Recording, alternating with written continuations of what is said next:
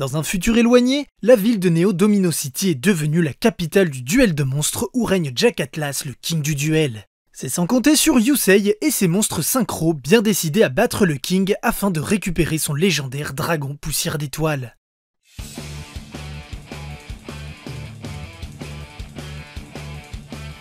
Initialement diffusée à partir du 2 avril 2008 au Japon, Yu-Gi-Oh 5DS est la troisième série Yu-Gi-Oh après la première série éponyme puis GX. Véritable phénomène dans l'archipel, la série a cependant connu un accueil bien plus mitigé en France. La faute notamment à une diffusion complètement chaotique et surtout pratiquement invisible.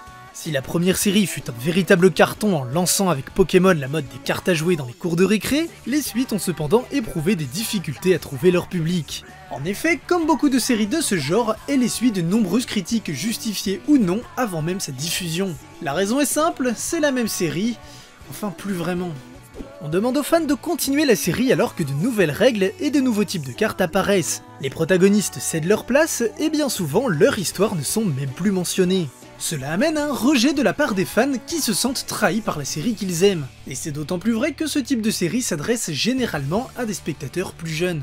La nostalgie a donc une part importante dans l'appréciation des spin-offs suivants. C'est exactement ce qu'il s'est passé avec Beyblade et Digimon qui changent fréquemment de héros. Ces séries ont quasiment disparu des programmes en dehors du Japon. Et c'est également pour cette même raison que Sacha est et restera le héros de Pokémon.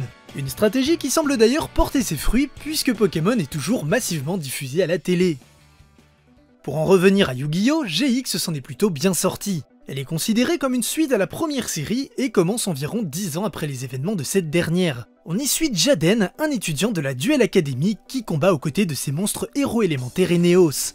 Même si l'histoire se détache pas mal de celle de Yugi, on a tout de même droit à pas mal de caméos d'anciens personnages. Notamment Yugi lui-même dès le premier épisode et qui reviendra ensuite à la toute fin de la série pour un duel en 2 parties contre Jaden.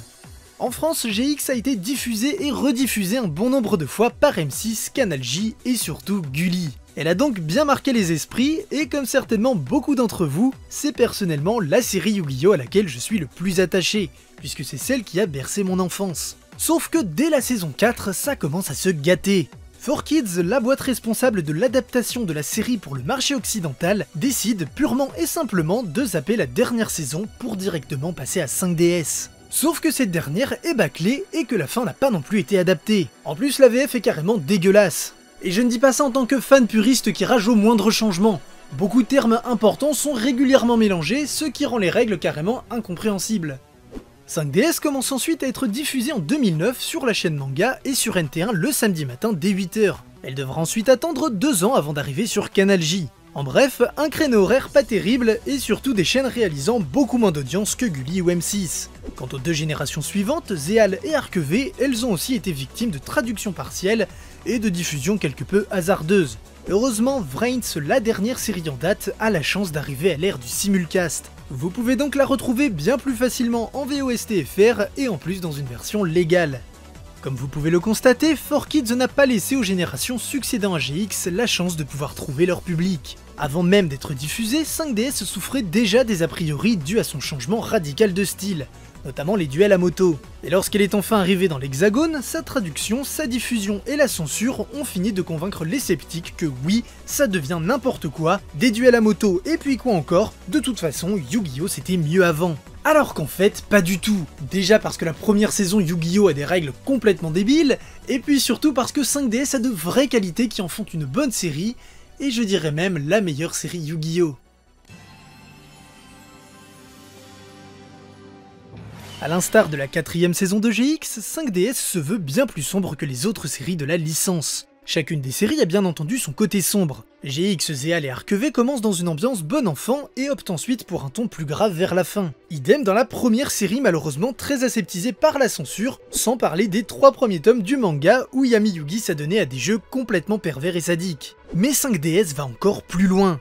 Toute la série baigne dans une ambiance sombre qui lui donne un côté angoissant. Cela est dû aux palettes de couleurs utilisées ainsi qu'à beaucoup d'OST inquiétantes, mais surtout à l'histoire que l'on nous raconte. Cette dernière prend place dans un contexte de catastrophe énergétique qui a séparé la ville en deux 17 ans auparavant. De cette catastrophe résulte la ville poubelle de Satellite où les habitants extrêmement pauvres se tuent à la tâche afin de recycler les déchets de Neo Domino City. Là-bas, les habitants y vivent dans le luxe en assistant au duel de monstres, divertissement par excellence dont la ville est même devenue la capitale.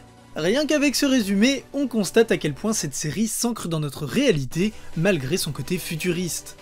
Les dimensions sociales et économiques sont très présentes et peuvent expliquer la présence des motos. Ridicule au premier abord, c'est pour moi une dérive de la société de consommation qui lassait des duels standards à chercher y ajouter de l'adrénaline, ce qui a pris la forme des riding duels, mélange entre les sensations procurées par les sports motorisés et la technologie des hologrammes de duel.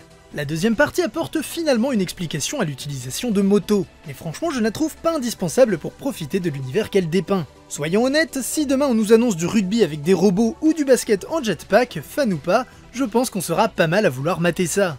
J'avoue que parler de société et d'économie dans une série Yu-Gi-Oh peut sembler être une surinterprétation de ma part.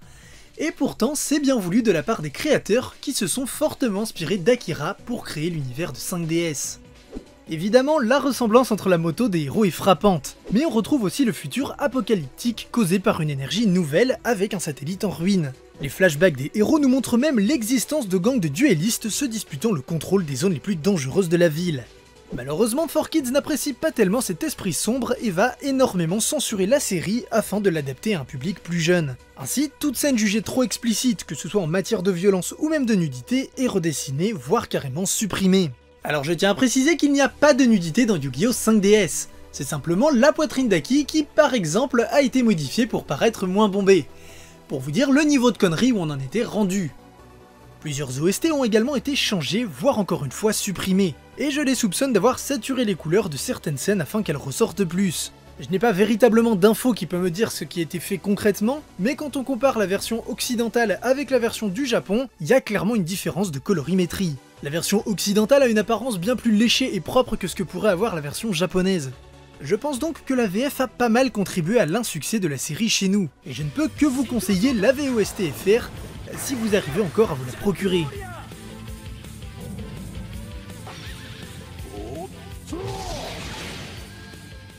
Depuis tout à l'heure, je vous parle du côté sombre et mature de la série, mais finalement, je ne vous ai toujours pas dit de quoi elle parle concrètement. 5DS nous raconte l'histoire de Yusei Fudo, orphelin et talentueux duelliste habitant les bas-fonds de Satellite. Yusei va tout mettre en œuvre afin de rejoindre Neo Domino City pour affronter Jack, le king du duel, mais aussi son ancien ami. Lors de leur affrontement final, Yusei finit par triompher et devient le nouveau king. Cependant, les deux rivaux découvrent qu'ils appartiennent au groupe des Pactisans, 5 élus de la divinité du Dragon Rouge destinés à affronter les forces du monde souterrain. La première nouveauté frappante, c'est le héros lui-même. Pour la première fois, il s'agit d'un personnage quasiment adulte. Je dis quasiment parce qu'il n'a en fait que 17 ans au début de l'histoire. On comprend donc vite que son passé au sein d'un gang de duellistes a eu lieu alors qu'il était encore à peine adolescent. Yusei est un héros bien plus posé et mature que Yugi et Jaden, car son passé d'orphelin au sein de Satellite l'a forcé à grandir pour survivre. Il n'a pas eu le luxe d'avoir la candeur et la naïveté des deux précédents protagonistes. En revanche, il est lui aussi un amoureux du duel au grand cœur. Avoir un héros adulte permet donc d'éviter les traditionnels moments plus enfantins, parfois un peu lourds. C'est également plus en accord avec le ton de la série, et c'est ce qui lui permet de mieux vieillir que les autres selon moi. Lorsqu'on est plus jeune, ces moments de naïveté font partie du charme de la série. Mais en les revoyant plus vieux, ça peut rapidement devenir insupportable. Or, dans 5DS, Yusei nous permet de les éviter. Il y en a tout de même un peu, notamment avec les jumeaux, mais les caractéristiques seinen prédominent. J'ai rematé une bonne partie de la série pour cette vidéo. L'histoire est vraiment très prenante à suivre. Et même bien plus vieux qu'à l'époque de sa sortie où je n'étais encore qu'un petit sixième, l'ambiance angoissante des scènes fonctionne encore très bien. Bien sûr, Yusei va douter et évoluer au cours de l'aventure, ce qui le rend d'autant plus intéressant et attachant. On part quand même d'un personnage qui débute l'histoire tout en bas de l'échelle sociale, et qui va gravir les échelons grâce à son talent pour le duel jusqu'à détrôner le King, puis carrément devenir le sauveur de l'humanité. Encore une fois, l'aspect social est très présent, avec le héros qui s'affranchit de sa condition pour atteindre son rêve et s'accomplir en tant que personne. En plus de sauver le monde comme tout bon héros Yu-Gi-Oh!, ses victoires représentent aussi des avancées sociales. Lorsqu'il triomphe d'un adversaire, il démontre qu'un habitant de Satellite peut être aussi doué que n'importe qui pour le duel. Le meilleur arrive lorsqu'on nous apprend que Yusei est en fait né dans les plus beaux quartiers de la ville, alors que Jack est originaire de Satellite, déstabilisant ainsi les repères moraux du public qui acclament Jack parce qu'il ne connaissait pas ses origines, et qui discrimine Yusei simplement parce qu'il est supposé venir de Satellite. Et même lorsqu'il sauve le monde, cela a des répercussions sur la ville. En effet, lorsqu'il défait les pactisans de l'ombre, il permet la création d'un pont reliant Domino City à Satellite, mettant ainsi fin à la plupart des discriminations et aux inégalités des richesses. Pour la première fois, les actes d'un héros de Yu-Gi-Oh! Ont des conséquences palpables à l'échelle de notre société, d'où le fait que 5DS se rapproche quand même beaucoup d'un seinen. En plus de Yusei, chaque pactisan a droit à un développement approfondi. Jack, extrêmement prétentieux, va se remettre en question après sa défaite. Aki et ses pouvoirs psychiques permettent également d'aborder les sectes et leur influence, ce qui donne d'ailleurs droit à plusieurs scènes assez violentes où des membres infligent de vraies blessures avec leurs cartes grâce à leurs pouvoirs psychiques. Bref, je ne vais pas tout énumérer, ce serait trop long, et puis il faut quand même que je vous laisse quelques surprises à découvrir par vous-même. En revanche, je vais tout de même revenir sur les fameux pactisans et leurs antagonistes de l'ombre. 5DS abandonne la mythologie égyptienne pour les légendes aztèques et l'Amérique. J'ai beau adorer l'ambiance égypte antique, j'avoue que ce changement apporte un vrai vent de fraîcheur très agréable. De plus, les pactisans permettent eux aussi d'aborder des thèmes plus graves que d'ordinaire, notamment avec l'omniprésence de la mort. Chacun des pactisans de l'ombre est en fait un mort lié à un pactisan qui a ressuscité grâce à ses remords. On voit carrément un personnage se faire assassiner lors d'un duel psychique. Mon but n'est pas de vous dire que 5DS est ultra violent, parce que ce n'est pas le cas. Les thèmes abordés sont plus sombres et réalistes que dans les deux séries précédentes, mais ce qui fait la force de 5DS, c'est d'avoir réussi à les aborder de manière pertinente, à raconter une histoire prenante et à nous présenter des personnages que l'on prend plaisir à suivre. Je n'ai pas eu l'occasion d'aborder ce point avant, mais 5DS est la première série Yu-Gi-Oh! À utiliser de la 3D. Et putain, ça a de la gueule!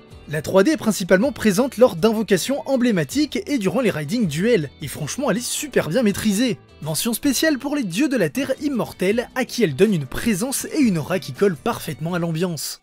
Au-delà de la série, l'ère 5DS a marqué un tournant pour la licence Yu-Gi-Oh! Les ayants droit tels que Konami ont mis le paquet en espérant remettre la marque sur le devant de la scène en commercialisant bien plus de produits dérivés que pour GX. On retrouve l'incontournable Duel Disc mais également beaucoup de figurines de monstres tout comme ce fut le cas avec la première série. Évidemment, le jeu de cartes n'y coupe pas puisque les extensions de l'ère 5DS sont les seules à avoir le logo de leur série. Il n'avait pas été modifié à l'ère GX et est revenu à quelque chose de plus traditionnel avec Zeal, pour vous dire à quel point cette troisième génération a marqué les esprits. Même en termes de gameplay, l'arrivée de 5DS est pour moi l'une des plus grandes révolutions dans l'histoire du jeu. Les cartes blanches appelées synchro ont permis la multiplication de decks aux mécaniques plus complexes, ce qui a considérablement enrichi le jeu. Vous l'aurez compris, 5DS est loin de se résumer à des duels en moto. La série a pris le risque de s'éloigner des deux premières en changeant d'époque, de mythologie, de héros, de thèmes et d'ambiance, tout en ajoutant de nouvelles règles. Que ce soit pour ses qualités propres ou son impact sur la licence, la série peut selon moi être considérée comme la meilleure des 6 à ce jour. C'est tout pour cette vidéo. Qu'avez-vous pensé de 5DS et fait-elle partie de vos séries Yu-Gi-Oh favorites? Je vous attends en commentaire pour y répondre. Nous, on se retrouve très bientôt pour de prochaines vidéos. Salut à tous!